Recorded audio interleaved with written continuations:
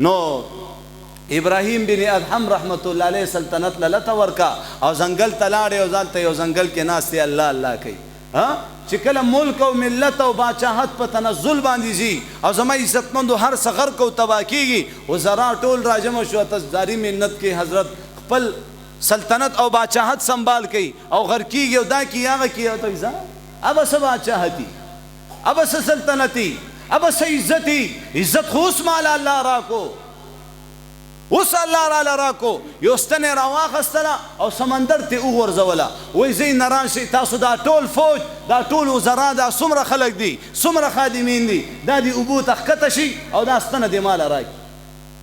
کوششونه وکړو هغه ستنه چې کوم ابراهیم بن ادهم رحمت الله علیه سمندر ته غورځولې وه هغه ستنې راوي نستله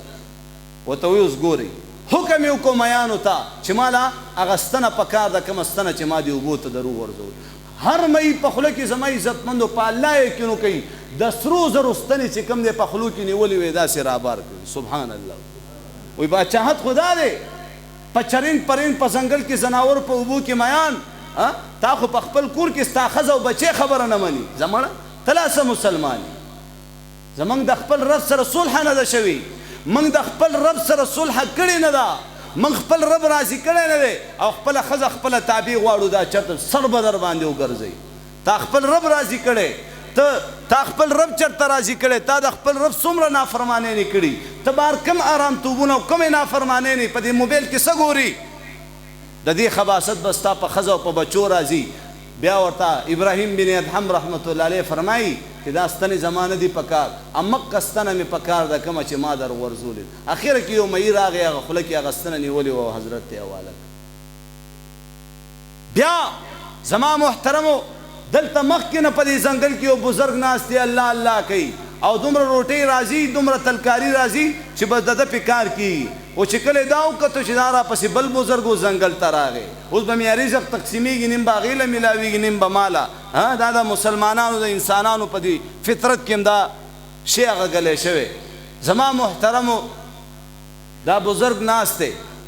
نو دله راغی ورته وایي دې ځای کې د ناستې اجازت تا ته نشته ابراهیم بن ادهم اوس دته پته نشته دا بادشاه دی او بادشاهت یې پرېښی دی او دلته راغلی ورته وایي تاسو دلته د ناستې اجازت نشته لکه یو خیرمار بل خیرمار پې بدې لګي یو ځای کې یو خیرمار ناست نو چې بل خیرمار هغې سره خوا کې کینه پاسه زموږ ریټ خراب دی پوه شوئ والله چې ړوند دی مې په امسای په دا سر و چې دې ځای نه پاسي نو هغه بزرګ ورپسې راغی چې حضرت دلته نه پاسه دلته تا ته اجازت نشته پوه شوې ته به او ته وایي نه د نه خوراک کوم نه د نه څښاک کوم هېڅ هم د نه نه غواړم صرف مې پرېږده چې به دلته د خپل رب عبادت کوم ځان یې ورته ونه ښودو په الله یقین وکړئ هغه بزرګ چې کوم مخکې نه په دې ځنګل کې ناست دی به صرف همغه مطابق روټۍ راغه چې د ده پې کار وشو بس ختم